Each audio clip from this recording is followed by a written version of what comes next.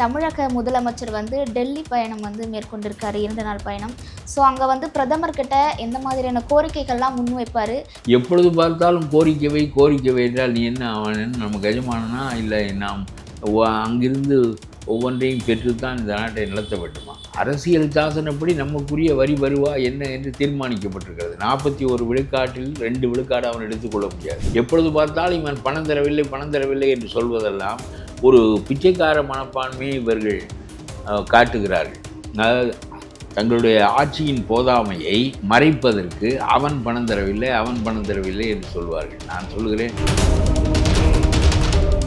அவருடைய வெற்றி ஒரு சிறந்த வெற்றி. ஏனென்றால் பணம் செல்வாக்கு செலுத்தாமல் பெறப்பட்ட வெற்றி, ஜாதி செல்வாக்கு செலுத்தாமல் பெறப்பட்ட வெற்றி, வேட்பாளர் யார், அவர் மக்களுக்கு அறிமுகமானவரா என்றெல்லாம் இல்லாமல் அவன் வேட்பாளர் வீட்டில் படுத்து கிடந்தான். பல வேட்பாளர்களுக்கு எதிர்கட்சிக்காரர்கள் பணமே கொடுத்து விட்டார்கள், நீ படுத்துக்கொள் என்று. ஆமாம் என்று பணத்தையும் வாங்கி கொண்டு படுத்து விட்டவனே எம்எல்ஏ ஆக்கி கொண்டு வந்து மக்கள் நிறுத்தி விட்டார்கள். இந்த கட்சியில் சில பேரை உள்ளே இழுத்து அவர்களை பதவியை விலகச் செய்து எம்எல்ஏ பதவியிலிருந்து ராஜினாமா செய்ய வைத்து அவர்களையே விசில் சின்னத்தை நிறுத்துவதாக சொல்லி என்ன அப்படி கூட்டிக் கொண்டு வந்து தன்னுடைய பெரும்பான்மையை பெருக்கி கொண்டு விட்டால் இந்த திருமாவளவன் கம்யூனிஸ்ட் கட்சி இவர்களுடைய தயவு தேவையில்லை என்று நினைக்கிறார். நான் சொல்கிறேன், தப்பான வழியை கையாளுகிறாய். பெரும்பான்மை இல்லை என்றால் இப்பொழுதே மக்களிடம் உனக்கு 200 இடங்களை கொடுப்பார்கள். மக்கள் அந்த மனநிலையில் இருக்கிறார்கள். திருமாவளவன் பேசிய பேச்சு கொஞ்சமாக பெரிய கற்புக்கு அரசிகளைப் போல பேசினார்கள். இவர்களெல்லாம் அந்த அணியில் கேட்டுவிட்டு தான் நாங்கள் ஆதரவளிக்கிறோம், வெளியே இருந்து தான் ஆதரவளிப்போம். பிறகு கட்சிக்காரன் மந்திரியாக சொல்கிறான், என்ன செய்வது? கட்சிக்காரன் சொல்வதெல்லாம் நீ கேட்டால் நீ தலைவனா, கட்சிக்காரன் தலைவனா? KN நேருவின் மீது வழக்கு போட முடியாமல் சுப்ரீம் கோர்ட்டில் தடுத்து வைத்திருக்கிறது திமுக அரசு. இப்பொழுது ஆட்சி உண்கைக்கு வந்துவிட்டது. அந்த சுப்ரீம் கோர்ட் மனுவை திரும்ப பெறும். அமலாக்கத்துறையை கூப்பிட்டு கைது செய்து கொண்டு போ என்று சொல்றேன். சித்திரை ஒன் மீடியா நேயர்களுக்கு வணக்கம். தமிழ்நாடு தன்னுரிமை கழக தலைவர் வந்து இன்னைக்கு நம்ம கூட இணைஞ்சிருக்காரு, பாலகருப்பையா அவர்கள் தான். வணக்கம் சார். சார், இப்போ தமிழக முதலமைச்சர் வந்து டெல்லி பயணம் வந்து மேற்கொண்டிருக்காரு, 2 நாள் பயணம். ஸோ அங்கே வந்து பிரதமர்கிட்ட எந்த மாதிரியான கோரிக்கைகள்லாம் முன்வைப்பார், எந்த மாதிரி கோரிக்கைகள்லாம் முன்வைப்பார் அப்படின்றது நீங்கள் என்ன எதிர்பார்க்குறீங்க? இல்லை, எனக்கு அதை பற்றி ஒன்றும் தெரியவில்லை. ஏனென்றால் எந்த ஒரு குறிப்பிட்ட கோரிக்கையின் பேரிலும் இந்த பயணம் அமைந்திருப்பதாக அவர் சொல்லவில்லை. ஆகவே அரசியலில் ஒரு இணக்கம் காரணமான சந்திப்பு, மரியாதை காரணமான சந்திப்பு என்று தான் நாம் அதை கொள்ளுகிறோம். எப்பொழுது பார்த்தாலும் கோரிக்கை என்றால் நீ என்ன அவன் நம்ம எஜமானனா இல்லை நாம் அங்கிருந்து ஒவ்வொன்றையும் பெற்றுத்தான் இந்த நாட்டை நடத்த வேண்டுமா? அரசியல் சாசனப்படி நமக்குரிய வரி வருவா என்ன என்று தீர்மானிக்கப்பட்டிருக்கிறது. 41 விழுக்காட்டில் 2 விழுக்காடு அவன் எடுத்துக்கொள்ள முடியாது. வேண்டுமானால் அவனுடைய திட்டங்களை நாம் கடைப்பிடித்தால் அந்த திட்டங்களுக்குள்ள பணத்தை தருவான், இல்லாவிட்டால் அந்த பணத்தை தரமாட்டான். அவ்வளவுதானே தவிர நமக்கு அரசியல் சாசனப்படி நம்முடைய வருவாயில் நமக்கு எப்படி பங்கு பிரிக்கப்பட்டு வர வேண்டுமோ அதெல்லாம் தேசிய நிதி கமிஷன்களில் தீர்மானிக்கப்படுகிறது. அன்றிலிருந்து இன்று வரை நடந்து கொண்டே இருக்கிறது. எப்பொழுது பார்த்தாலும் இவன் பணம் தரவில்லை என்று சொல்வதெல்லாம் ஒரு பிச்சைக்கார மனப்பான்மையை இவர்கள் காட்டுகிறார்கள். தங்களுடைய ஆட்சியின் போதாமையை மறைப்பதற்கு அவன் பணம் தரவில்லை என்று சொல்வார்கள். நான் சொல்கிறேன், மறுபடியும் நிதி கமிஷனை மாற்றி அமைக்க வேண்டும் என்றால் அரசியல் சாசனத்தை எப்படி மாற்ற வேண்டுமோ அப்படி மாற்றியமை. அதை விட்டு சும்மா விடிந்தால் இருந்தால் அவன் அதற்கு தரவில்லை. இவனுக்கு தேவையில்லாதவற்றிலெல்லாம் மத்திய அரசாங்கம் இங்கே நுழைகிறது. கிராமப்புற சாலை திட்டத்திற்கு எதற்கு அது வர வேண்டும்? கிராமப்புற வீடு கட்டும் திட்டத்திற்கு அது எதற்கு வர வேண்டும்? விவசாயிகளுக்கு பணம் கொடுப்பதற்கு அது எதற்கு வர வேண்டும்? இப்போ இது மாதிரியான காரியங்களெல்லாம் தமிழ்நாடே செய்யட்டும் என்று சொல்லி நிதி கமிஷனில் கொஞ்சம் கூடுதல் வருவாயை நாம் பெறுவதற்கு 50 இருந்தால் கூட பரவாயில்லை, நமக்கு 41 வருகிறது. ஆகவே சிலவற்றை அவர்கள் கூடுதலாக விரும்புகிறவர்களுக்கு கொள்வதற்கு இருக்கிறதே தவிர பொதுவாக மாநிலங்களை முற்றிலுமாக அவர்கள் கவிழ்த்து விட முடியாது. ஆகவே இவர் என்ன கோரிக்கை வைக்கிறார்? எப்பொழுது பார்த்தாலும் கோரிக்கை வைக்கிறேன். என்ன கோரிக்கை வைக்கிறார்களா? என்ன செய்து விட முடியும்? அரசை கலைத்து விட முடியுமா? அப்படிலாம் ஒரு காலத்தில் இருந்தது. இந்திரா காந்தி நினைத்தால் ராத்திரி 12 மணிக்கு வீட்டுக்கு போய் சொல்லி விடுவார். இப்பொழுது அதெல்லாம் நடக்காது. எவ்வளவு எதிர்ப்புக்கிடையேயும் ஸ்டாலின் அரசு நின்றதே. ரொம்ப கொடுமையான பகைமை பாராட்டிய பிஜேபி அரசால் அதை ஒன்றும் செய்ய முடியவில்லையே. ஆகவே நாம் மாநிலத்தை ஆளுகிறோம், அவர்கள் மையத்தை ஆளுகிறார்கள். நம்முடைய உரிமைகள் போதவில்லை. ஆகவே அந்த உரிமைகளை நாம் பெறுவதற்கு அரசியல் சாசனம் திருத்தப்பட வேண்டும். மாநிலங்களின் இணைப்பாக இந்தியா இருக்க வேண்டுமே தவிர ஏதோ இந்தியாவின் ஒரு பகுதி போல தமிழ்நாடு, கர்நாடகா, ஒரிசா போன்ற மாநிலங்கள் எல்லாம் இருக்கின்றன என்று அவர்கள் நினைக்கிறார்களே, அதுதான் ரொம்ப தப்பு. அதனாலே தான் இந்திய மொழி தேசிய மொழி ஆக வேண்டும் என்று சொல்கிறார்கள். நான் சொல்கிறேன், இந்தியாவுக்கு தேசிய மொழியே கிடையாது. நீ ஒரு மொழி, இந்தி ஒரு மொழி, தமிழ் ஒரு மொழி, வங்கம் ஒரு மொழி, அவ்வளவுதான். நம் எல்லோரையும் இணைத்த மொழி ஆங்கிலம். ஆகவே ஆங்கிலம்தான் இந்தியாவினுடைய தேசிய மொழியாக, லிங்க் லாங்குவேஜாக, இணைப்பு மொழியாக இருப்பது நியாயம். அதுதான் இந்தியாவை இணைத்தது, நம் மக்களை ஒருவரோடொருவர் தொடர்பு கொள்ள வைத்தது. அவன் ஆங்கிலத்தை புகுத்திய பிறகுதான் இந்தியாவில் நாம் ஊமைகளாக இருந்த நாம் ஒருவரோடு உரையாடத் தொடங்கினோம். பிறகு விடுதலை போராட்டம் ஆங்கிலத்தின் வழியாகத்தான் நடந்தது. அப்புறம் விடுதலை பெற்ற இந்தியாவுக்கு மட்டும் இந்தி என்ன தேசிய மொழியாகும்? இவையெல்லாம் ஒரு பக்கம் இருக்கின்றன. இந்த உரிமைகளுக்காக போராடுகின்ற ஆற்றல் நம்முடைய விஜய்க்கு சரியாக இருக்கிறதா என்று எனக்கு பல சமயங்கள். ஆனால் அவருடைய வெற்றி ஒரு சிறந்த வெற்றி. ஏனென்றால் பணம் செல்வாக்கு செலுத்தாமல் பெறப்பட்ட வெற்றி, ஜாதி செல்வாக்கு செலுத்தாமல் பெறப்பட்ட வெற்றி. என்ன வேட்பாளர் யார், அவர் மக்களுக்கு அறிமுகமானவரா என்றெல்லாம் இல்லாமல் அவன் வேட்பாளர் வீட்டில் படுத்து கிடந்தான். பல வேட்பாளர்களுக்கு எதிர்கட்சிக்காரர்கள் பணமே கொடுத்து விட்டார்கள், நீ படுத்துக்கொள் என்று. ஆமாம் என்று பணத்தையும் வாங்கி கொண்டு படுத்து விட்டவனே எம்எல்ஏ ஆக்கி கொண்டு வந்து மக்கள் நிறுத்தி விட்டார்கள். அவர்களுடைய எண்ணம் என்ன என்றால், இந்த பணம், இந்த ஜாதி, இந்த கொடூரங்கள், இவர்கள் ஆட்சியில் உட்கார்ந்து கொண்டு கொள்ளையடிப்பது, இவற்றுக்கு மாறாக ஒரு மனிதனால் 234 தொகுதிகளிலும் ஆள் நிறுத்த முடிந்தால் போதும்.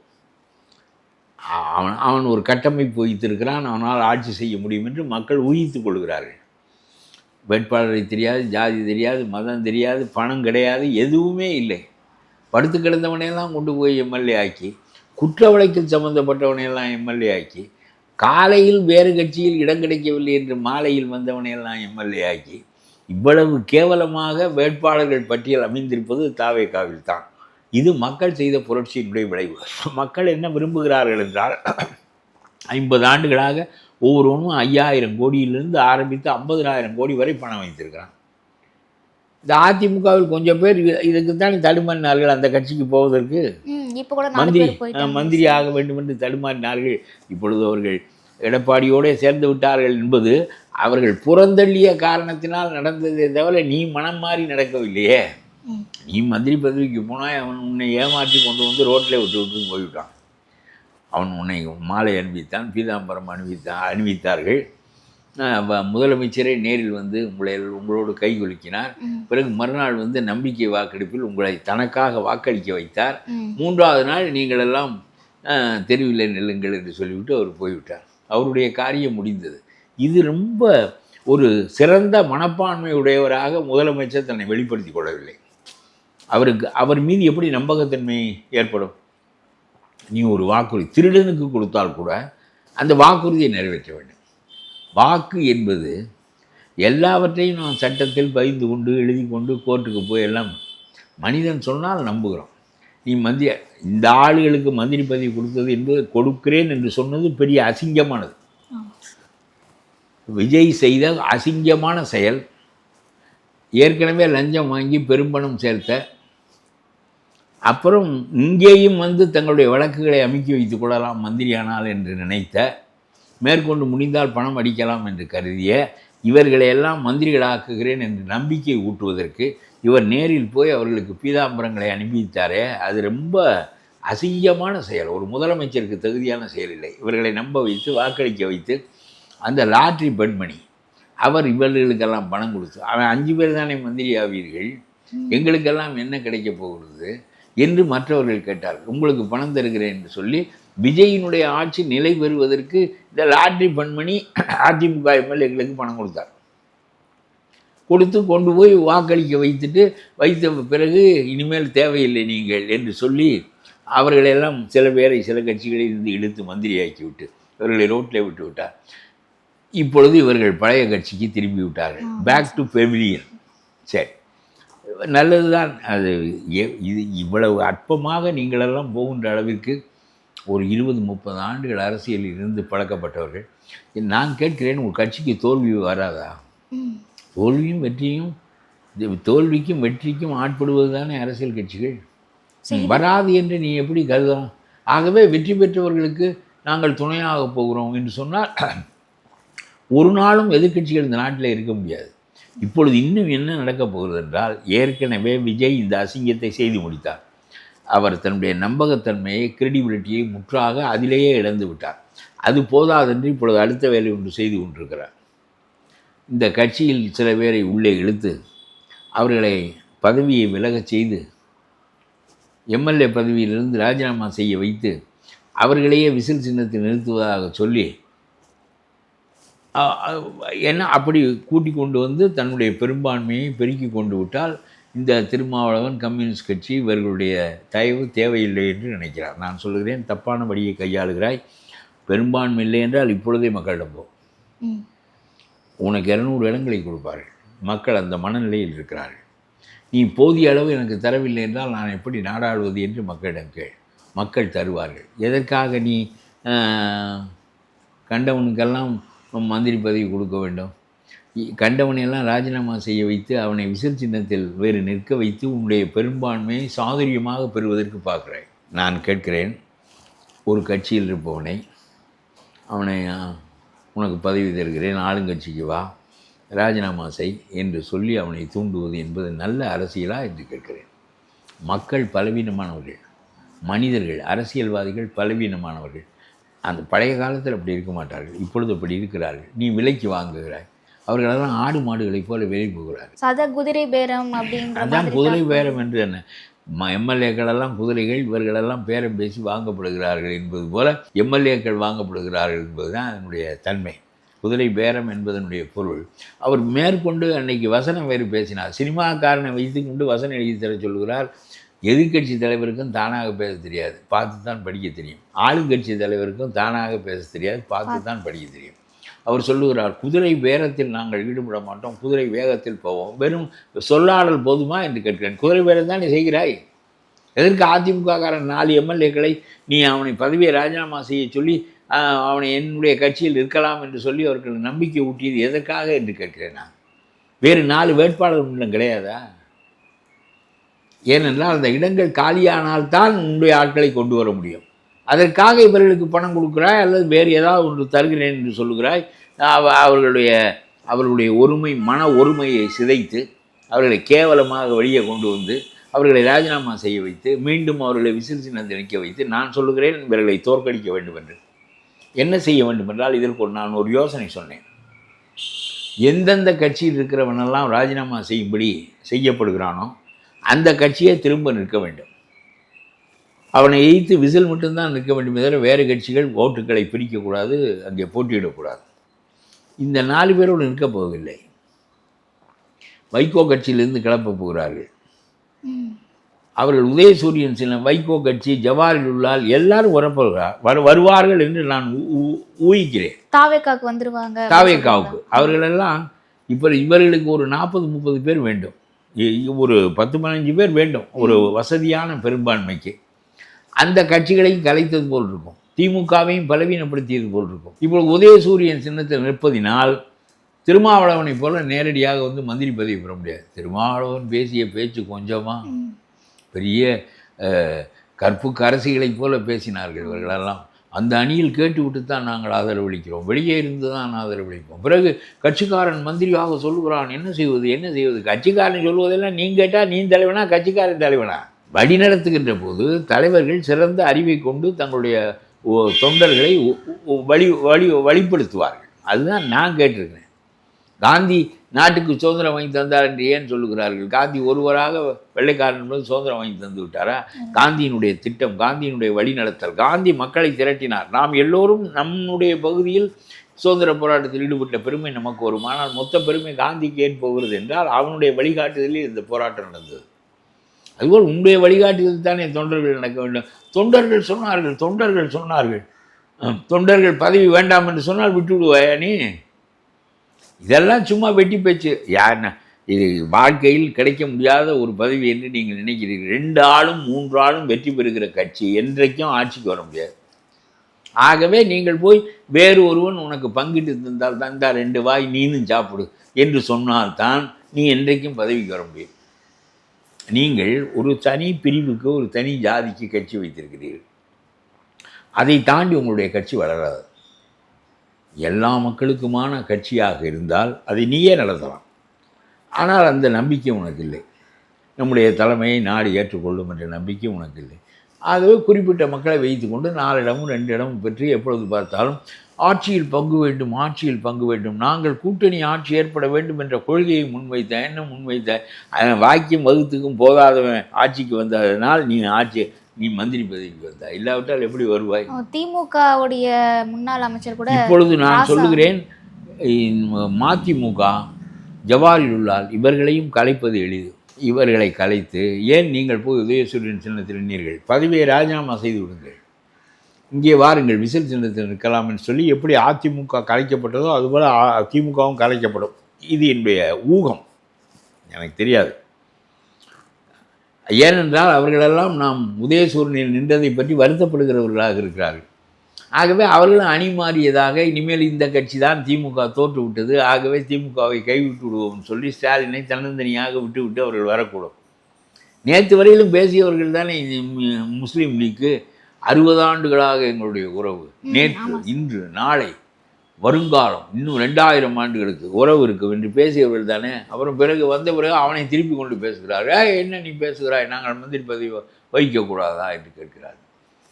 ரொம்ப கேவலமாக போய்விட்டது தமிழ்நாட்டு அரசியல். ஆனால் தாவேக அரசு நாங்கள் சாதி மதம் எதுவும் இல்லாமல் சமமாக அமைச்சர் பதவி கொடுத்துருக்கோம் அப்படின்ற மாதிரி. அதெல்லாம் இருக்கட்டும், மறுபடியும் அது இன்னும் நாள் செல்கின்ற பிறகுதான் நீ ஒரு 3வது நாளே வெளியே வந்து விட்டாயே. இவர்களை போய் மாலை போட்டு இன்னும் தப்பான கட்சிக்காரர்களை, ஊழல் என்று பெயர் பெற்றவர்களை கொண்டு வந்து வாக்களிக்க வைத்து, லீமா ரோஸினுடைய பணத்தை விட்டு விளையாட வைத்து 20 பேரை திரட்டி 5 பேருக்கு மந்திரி பதவி தருகிறேன் என்று சொல்லி அவர்களெல்லாம் ஓட்டு போட வைத்து, இதுவே உன்னுடைய நாணயமற்ற தன்மையை காட்டுகிறதே. உனக்கு ஒரு தேவை என்றால் இந்த வேலையை செய்வாய். அது என்ன ஒழுக்கம், அது என்ன நேர்மை நான் கேட்கிறேன். இப்பொழுது இவர்களை ராஜினாமா செய்ய வைத்து அவர்களுடைய எண்ணிக்கையை குறைத்து, அவன் ராஜினாமா செய்தால் தான் இடம் காலியாகும். இடம் காலியானால்தான் அதை இவனுடைய கட்சியாக மாற்றிக்கொள்ளலாம், இல்லாவிட்டால் சட்டம் இடம் கொடுக்காது. அதுக்காக இவர்களை கலைத்திருக்கிறார்கள். திமுகவில் கொஞ்சம் பேரை கலைக்கப் போகிறார்கள். திமுக கட்சியில் அல்ல, அந்த கூட்டணி கட்சிக்காரர்கள் எல்லாம் கலைத்து வாருங்கள். பிறகு அவர்களுடைய சின்னத்திலேயே இவர்களுடைய ஆதரவில் நிற்பார்கள். பிறகு அவர்களும் மந்திரி ஆவார்கள். பிறகு ஒரே கூட்டணியாக நாடு முழுவதும் 28 கட்சி எல்லாம் 3/4%, 1/2% இப்படி வைத்திருக்கிறவர்கள் தான் இந்த கூட்டணிக்காரர்கள் பூரா. அதனால தான் 2 இடம், 4 இடம், 1 இடம், 3 இடம். உங்களுடைய யோக்கியதை அதுதான். எந்த காலத்தில் கொள்கையின் பேரில் மக்களிடம் போனீர்கள், எந்த கொள்கையை மக்கள் முன்னால் வைத்தீர்கள்? திமுக வளர்ச்சி அடைந்தது. தமிழின் பேராலும், இந்தி எதிர்ப்பின் பேராலும், சமூக ஒதுக்கீட்டு கொள்கையின் பேராலும் அது வளர்ச்சி அடைந்தது. அண்ணா ஒரு தனி மனிதராக இந்த கட்சியை தொடங்கி 17 ஆண்டுகள், 48 ஏதோ அந்த கட்சியை தொடங்கினார். 67 ஆட்சிக்கு கொண்டு வந்து விட்டார். 57 சட்டமன்றத்தில் நுழைந்து விட்டார்.